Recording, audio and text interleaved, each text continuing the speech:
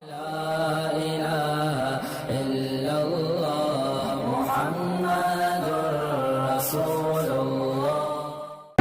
اسی طرح ہے تو ایک تاریخی روایتوں کا اتنا اعتبار تو نہیں ہوتا، لیکن لکھا ہے انہوں نے کہ حضرت حسن رضی اللہ تعالی عنہ،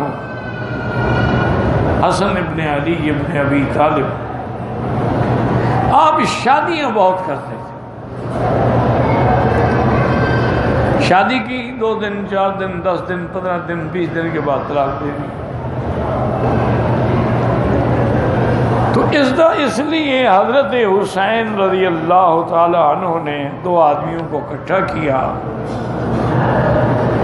پہلے تو انہوں نے اپنے بھائی سے کہا کہ حضرت یہ کیا آپ نے ایک مذاق بنا رکھا ہے شادی کو، شادی کرتے ہیں پھر 15 دن کے بعد چھوڑ دیتے ہیں، پھر اور کر لیتے ہیں۔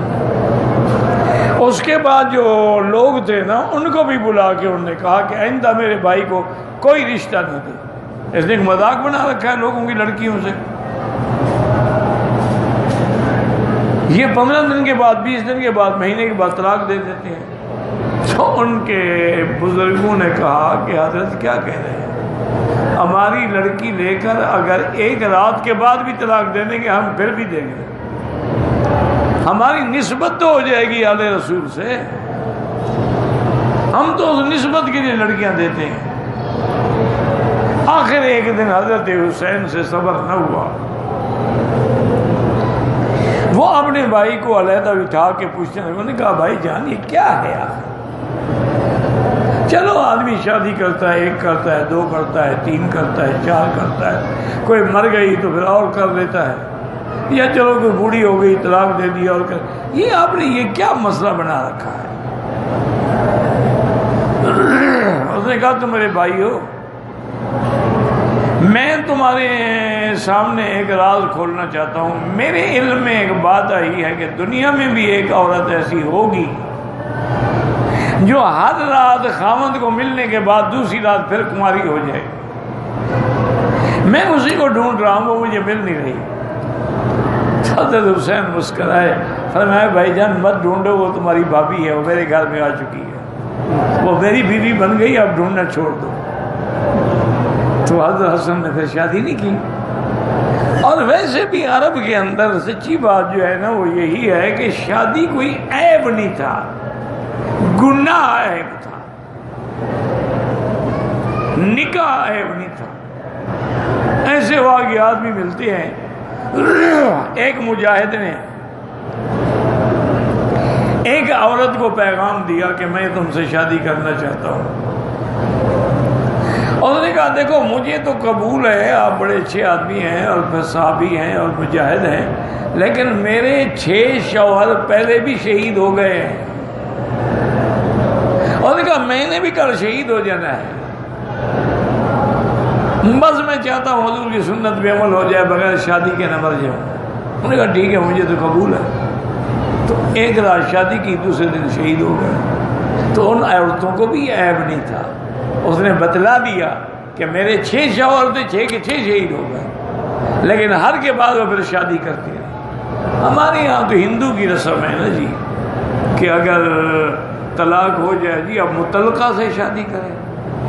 اللہ کے بندے کبھی غور کیا کرو، کیا کہہ رہے ہو؟ بیوہ سے شادی کرے۔ حضور کی پہلی بیوی کون ہے؟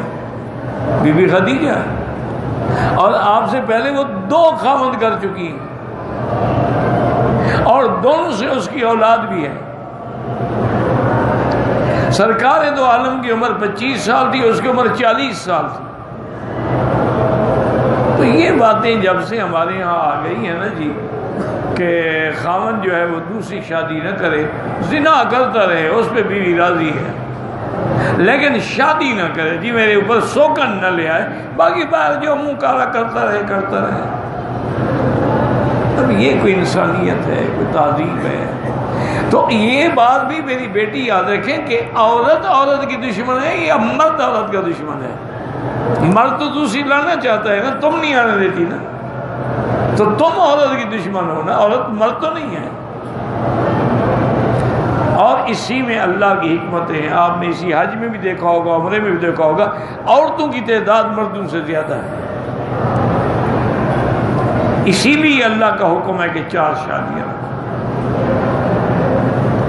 اور حضور نے فرمایا کہ جتنی اولاد تمہاری زیادہ ہوگی اتنی میں قیامت میں فخر کروں گا. انی مکاثر بکم الامم. اور یہ بھی حکم دیا کہ تزوجوا الودود الولود، اس لڑکی سے شادی کیا کرو جس کی بچے زیادہ ہوں. اس کی بہنوں کو دیکھ لو نا، بہنوں کو، ماں کو اور خاندان کو، تاکہ تمہاری اولاد زیادہ ہو. باقی جتنی اولاد زیادہ ہوگی اس کا رزق اللہ دے گا اور تم نہیں دے گے. نحن نرزقهم وإياكم، ہم ان کو رزق دیتے ہیں اور تم کو بھی. اس لیے جنت کی نعمتوں کا تصور ہی نہیں کیا جا سکتا کہ وہ کیسی نعمتیں ہوں. اچھا، ایک ہی پھل ہوگا، انگور ہے، کھائیں گے، پھر ایک اور انگور آئے گا، اس کا ذائقہ الگ ہوگا. ایک ہی پھل ہوگا، ذائقے مختلف ہوں گے.